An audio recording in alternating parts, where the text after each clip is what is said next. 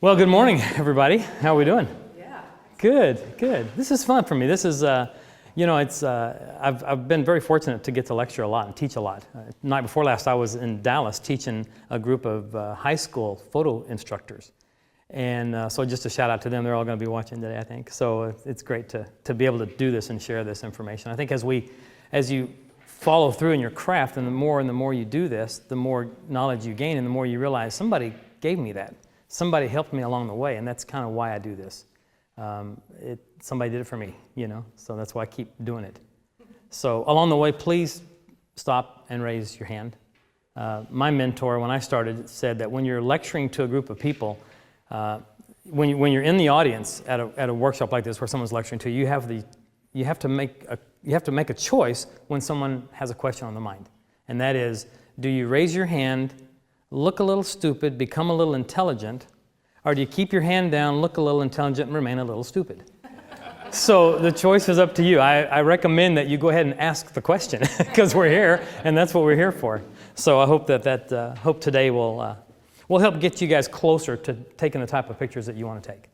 We're going to have a fun day, I think. The sun gods were helpful for us today. I found quotes a lot. I'm a guy that loves quotes. And here's a quote that I found from Ansel that says, the best pictures have to do with finding the right place to put your camera.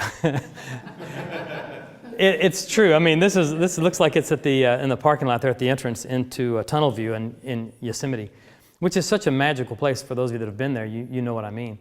But I do think that part of this is, as the photojournalists all will tell you, what's the exposure? F8 and be there. And be there is the biggest part of it. You've got to be there. You can't not be in the moment. You can't not have your camera, and you can't not get up before the sun rises to get there.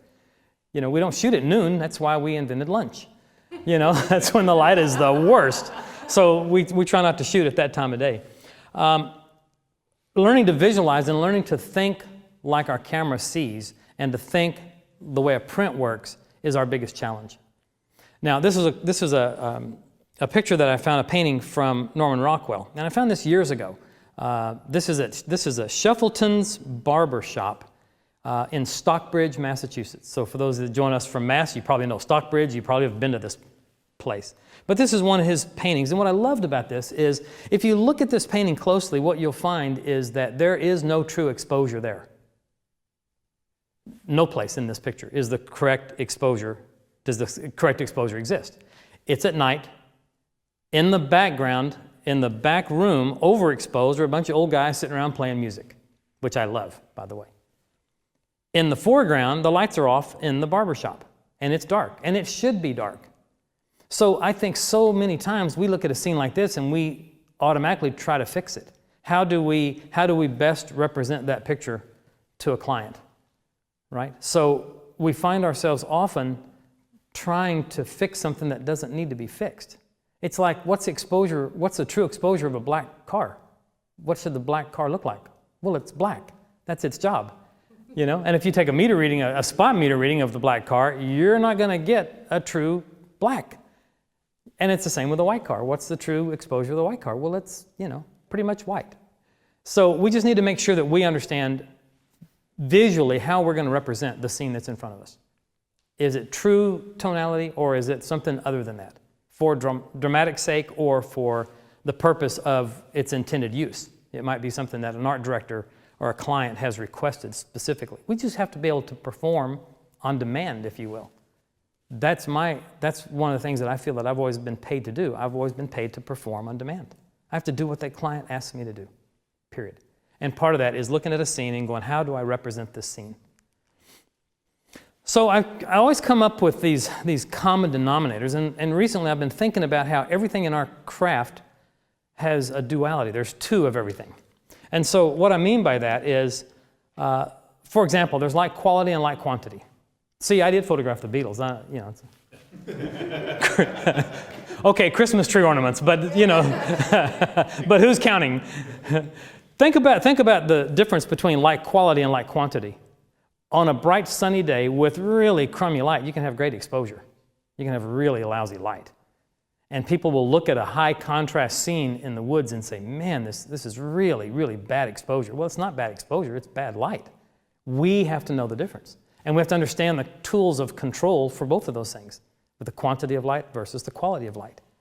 Make sense? So that's what we're going to spend some time talking about today. And we'll identify and go into detail on those. We also have soft light and we have hard light. What's appropriate? Well, I don't know. What's the job? You know? In Seattle, where I happen to be standing, it usually has the world's greatest softbox hovering over the city, right? And it's wonderful because you have this beautiful, soft, great light, which is horrible if you're trying to do a high contrast, dramatic light situation. So you have to create it yourself. Sunrise in Mono Lake, California, you've got to have hard light or the scene falls apart. So we have to know what we're doing here. Public needs versus private desires. And what I mean by that is, what do you want your work to look like? What are you trying to say to your client? What do you want is it something that you're trying to say, or is it something that a client has hired you to say? Art directors will often give you an assignment, or a client, a mom of a bride, will give you an assignment of something that you would never do. But on that day, are you an artist, or are you just a capitalist pig? I mean, you know, what is your thrust for wanting to do this job? Rent due. Great, take the job. Do what the client wants, whether you like it or not. Don't put my name on that one, you know. But we have to do that sometimes. So, but I do think that, and I'll talk about this as we wrap up toward the end of this segment. We have to do work for ourselves. We have to work on personal projects, and I'll show you one that I'm working on a little bit. This is fun for me. I'm the biggest Beatles fan any of you've ever met, and it's fun to have someone from Scotland join us. I lectured in Glasgow a couple of years ago at Loxley Colour, but I'm glad to be a part of this whole thing. And in Liverpool, this is at the Hard Day's Night Hotel, and this is just the logo for this property. And this is a big sign outside, and it was raining, of course, because it's England. But that logo had three meanings, which floored me. I love creativity. And so this is the open G7 chord, or whatever it is, that the opening riff for Hard Day's Night. That's the chord fingering. It also is an overhead look at exactly how the Beatles stood at every concert they ever did. Paul and George on the left, Ringo on the back, and John on the right. It also has 20 squares, which represent the album cover. So it's very, very clever to me, and I love clever stuff, and I love being around photographers that are clever, and there's a lot of them out there. One of them was here yesterday, one of them will be here tomorrow. You know, Roberto is just amazing. I love that guy. And he did a great, great job. And I'm so glad that he introduced a little bit of science, and we talked about the science of photography and some of the foundation of our craft. And we'll talk about that in physics a little bit today.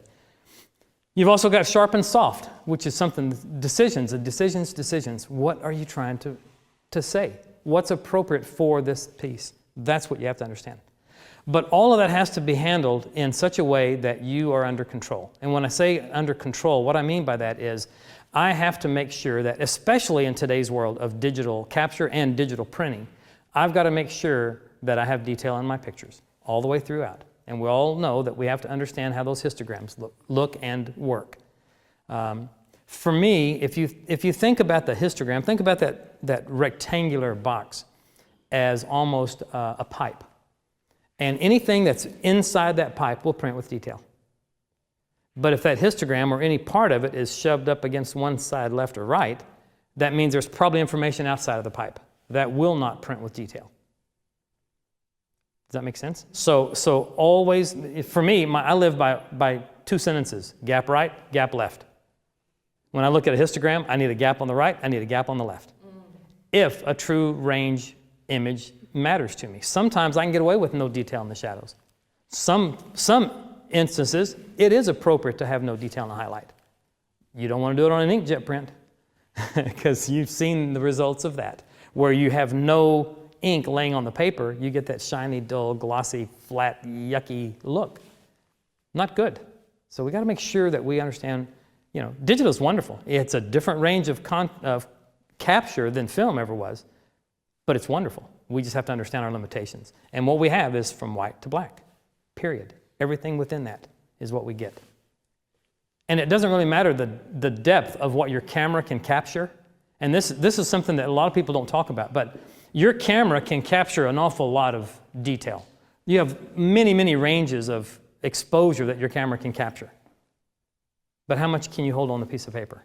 And if print is what your ultimate goal is, you can't print the same that your camera can capture. And your camera can't capture the same that your eye can see. Your eye can see around 20, 21 stops of light.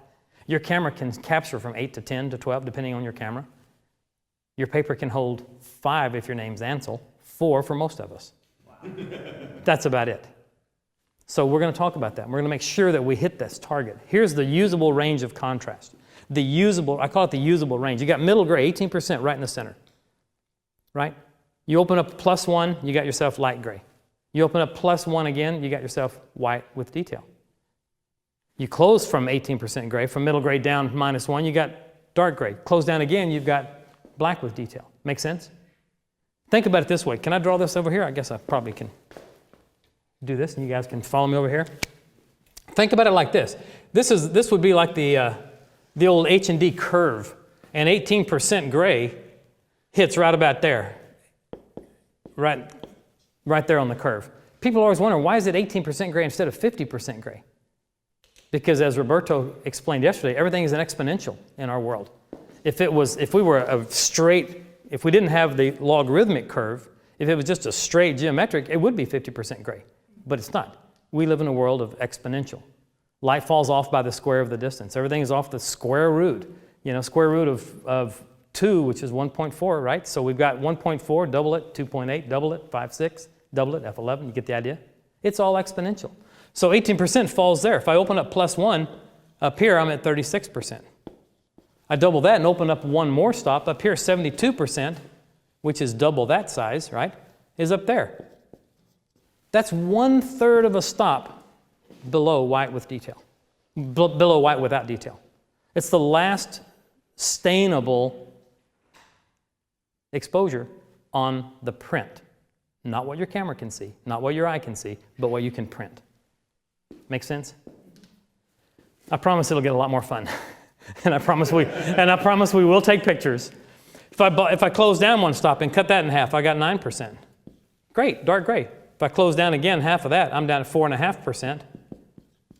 Or black with detail. Make sense? That's where 18% comes from. Most photographers have never heard of that. Right. Have you? Is this new to you? Okay, so I think one of the things, let me back up. There is one quote there at the bottom I wanted to finish off. Leonardo da Vinci said, in order to produce depth in a painting, you must have the true tonality of your subject.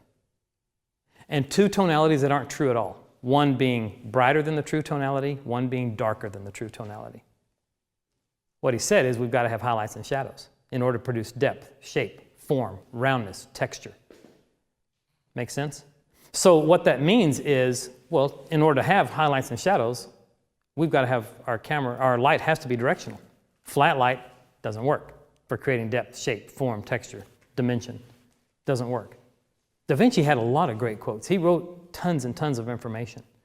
And in one of the books that I read about him, he quoted as saying that the light source, in portrait photography, we always look for 45-degree lighting on our subject. No one really knows why, except that the face looks pretty good, and it gives great shape to the face. One of the things that Da Vinci was quoted as saying was that when the light on your subject is in the proper position, the shadow from your subject on the ground, the shadow will be as long as your subject is tall. 45 degrees. He just didn't say 45 degrees. He said the shadow will be as long as your subject is tall. Pretty clever. The guy was genius. We're talking 1502. He was ahead of his time. Can we just, say that? What a talent. All right, so we're going to dig in. Now, let's talk a little bit about this. Let's talk a little bit about the natural world here. This is a picture that I took in Memphis, Tennessee. This is the inside the studio at Sun Records, where Elvis started and Johnny Cash and all those guys started. And this woman worked there, and she is their manager for this great little place. And she had her sweater closed, and we walked in, and it was pretty warm in there. She just unbuttoned her sweater, and I saw this tattoo, and I went, I got to photograph this woman. Honky Tonk Angel. And she could not have been nicer. But it's a window light shot, and it was 100% window light, no other lights in the room except one light in the background that was lighting the studio. Again, natural light. This is in a doorway in Trinidad. A couple of summers ago, I did a workshop in Trinidad, Tobago, down in the Caribbean, and it just was a spectacular light quality in this doorway. This is in Santa Fe at an old prison that's now defunct. And again, all I did was turn his head back to his left and allowed this one little strip window to be my light source. And it brought to me, first off, it's kind of a creepy picture, but it's a powerful picture to me because of what it sort of represented. The one thing I messed up, I should have taken off his jewelry. He was a model, he wasn't a prisoner. The prison's long since, out of commission. But it's a great old place to work and shoot. But I just love the light quality that I was able to pull out of that location. But again, it's all natural light. This is a window light shot. Sometimes it's almost like you'll hear instructors talk about available light. What some people mean by that is they'll use any light that's available. I'll use a flashlight, I'll use a mini-mag flashlight, I photographed a Porsche in Santa Fe, New Mexico a couple of summers ago, and I lit the back, it was a night shot, and we painted the car with flash. So it was a painting with light job, but then my background was going so dark, well, I pulled my rental car around and turned on my high beams, and I exposed for 4 seconds for the headlights just to light up the hillside, to light up my background. And it worked great, So it doesn't really matter where you get light, as long as you get light sometimes, Certainly you want the proper amount of light, and the exposure has to be right, and the light quality, light, color, temperature, all that has to be there as well. But there are times where it is appropriate to use whatever you can get your hands on, I put this picture in my show for one reason. This is the first digital picture I ever took. And it was an available light shot. It was a cowboy on a movie set. And this was in July of 2000. And that was the day that I made the switch 100% to digital. I haven't shot a roll of film since July of 2000. So I was in my peer group, I was the last one. I was the last holdout. It's like, I'm not switching. And I saw this one, okay, I'll switch. It worked out real well for me. And that did it. So ambient light, you find that great directional light where you've got that face that wraps around, that light quality tends to wrap around. You've got great detail in the shadows. I had good detail on the highlight side of his face, great sharpness, good eye contact, light quality was there. It was a winning shot for me, Hey, Tony, can we throw a quick question Sure. from the internet to you? You bet. So Dio India would like to know, because you were just talking about it, what is the difference between available light and natural light? Well, I think natural light is anything that occurs that is not man-made. To me, that's what I think anyway. When I work outside, I like sunlight. I like reflected light bouncing off of buildings. I like light that, the problem with natural light is it's hard to count on it.